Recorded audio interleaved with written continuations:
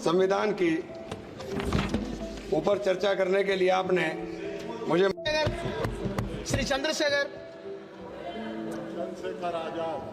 धन्यवाद सभापति जी। आज हम संविधान की गौरवशाली यात्रा पे जो 75 साल की बात कर रहे हैं।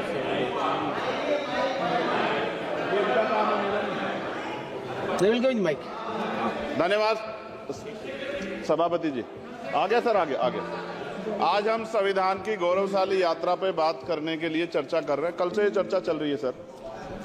मैंने बहुत सारे दोनों पक्ष के और जितने भी हमारे मेंबर हैं सुना सर, उनको बड़े बड़े नेता हैं सर।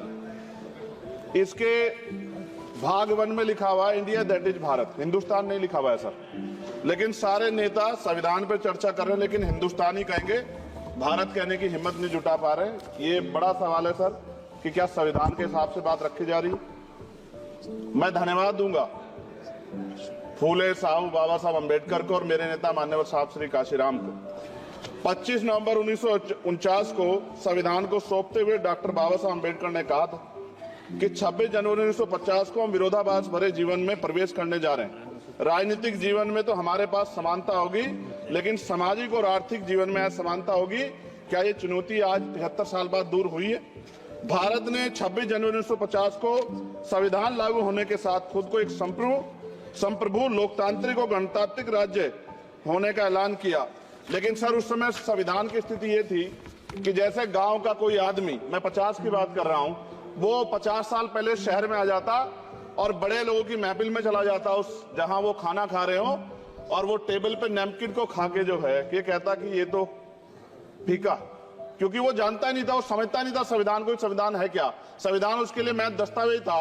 ये जिम्मेदारी थी राजनीतिक दलों पे कि वो संविधान को व्यवहार में लेके आते। और इसके इतने सारे आर्टिकल हैं, अगर इनको व्यवहार में लाया जाता तो मुझे लगता कि आज देश बहुत बदल गया होता। बाबा साहब ने कहा था कि लोकतंत्र भारतीय भूमि का केवल ऊपरी पोशाक है, उनके अनुसार यहाँ की संस्कृति अनिवार्य तौर पर लोकतांत्रिक है।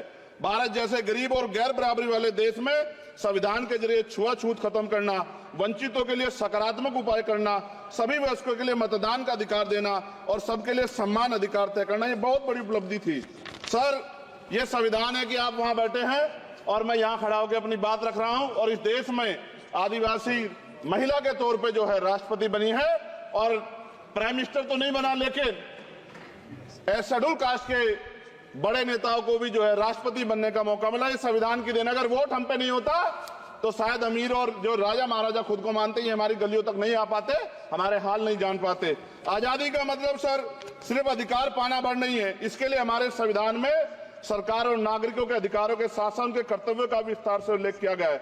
बाबा साहब ने संविधान सभा में दिए गए भाषण में कहा था कि स्वतंत्रता आनंद का विषय है, पर अब हमें अपनी जिम्मेदारियों पर भी ध्यान देना होगा। संविधान ने सुनिश्चित किया कि रानी के पेट से राजा जन्म नहीं लेगा, वोट से नेता तैयार होगा। आर्थिक बराबरी के लिए सरकार क्या कर रही है? गरीब और गरीब हो रहा है और अमीर हो रहा है। सुबह उठते कहीं बम की धमकी मिलती, कहीं दंगे की। ये अमृत काल है सर, यह धमकी काल है। कितना बढ़ रहा है? आर्टिकल 15 सर, भारत में आज भी घोड़ी चढ़नी बैठते होती है। सर क्या दलितों को यहाँ भी बोलने का सर, अगर सबको 4 मिनट दे दो, दे दो। ये भेदभाव नहीं चलेगा दलितों के साथ। Time is 4 minute, don't waste. भाई सर आप क्या करो, अगर सबको 4 मिनट दिए तो आप मना करो, मैं बंद कर देता हूँ इसको। क्या दलितों को सबसे आखिरी में नंबर मिलेगा और बोलने का मौका मिलेगा? क्या मजाक कर रहे हैं सर आप? नो, ये all independent people are having only 4 minutes. You take sir, independent मैं अपनी पार्टी का मेंबर हूँ सर, और जीत के आया हूँ सर, किसी की दया में नहीं आया।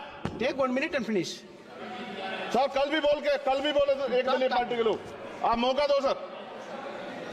मूछे रखने पर हत्या होती है, महिलाओं पे, छोटे मासूम बच्चों पर रेप हिंसा होती है। एनसीआरबी का डाटा देकर डर लगेगा।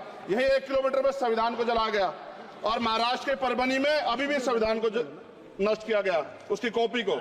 आर्टिकल 25-26 में संविधान में सभी को धार्मिक आजादी। कहाँ है दलितों की, मुसलमानों की, जैनों की, बौद्धों की, ईसाइयों की? छत्तीसगढ़ में सतनामी समाज को संविधान की अपनी धार्मिक आजादी के आधार पर जो है उनको अपमानित करके जेल में बंद कर दिया। संभल, अजमेर, अयोध्या सब इसका उदाहरण है।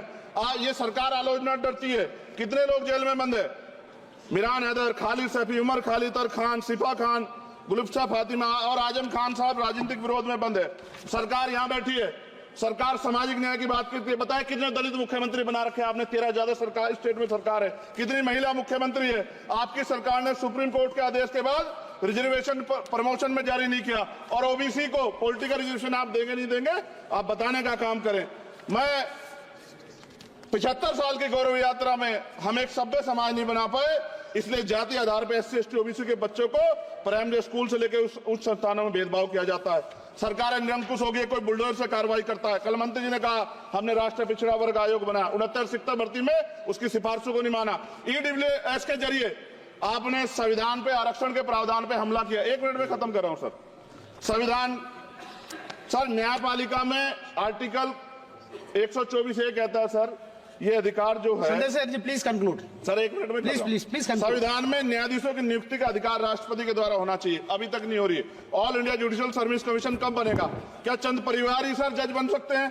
और आज हम सर, मैं सरकार से सवाल पूछना चाहता हूं सर, सेवाओं में SC ST OBC वर्ग का कितना प्रतिनिधित्व है? भारत सरकार के मंत्रालयों के अधीन PSU में, बैंकों, बीमा कंपनियों में और स्वच्छता संस्थानों में आउटसोर्स तथा कॉन्ट्रैक्ट पर वर्तमान कार्यरत कर्मचारी कुल कितनी संख्या है?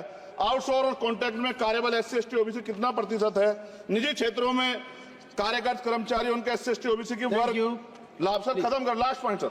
सर मैं फिर स्पष्ट तौर पर कह रहा हूं सर, यहां बैठे SC और OBC के मेंबर से कह रहा हूं सर, उनको सामाजिक जिम्मेदारी का ध्यान भी रखना चाहिए। पार्टी के प्रति वफादारी के साथ साथ अपने वर्गों के प्रति ईमानदारी भी रखनी चाहिए। ईमानदारी नहीं होगी तो इन वर्गों का भला नहीं हो सकता, और हमें बहुत सरकारों से उम्मीद नहीं है। बहुत बहुत धन्यवाद सर। Thank you.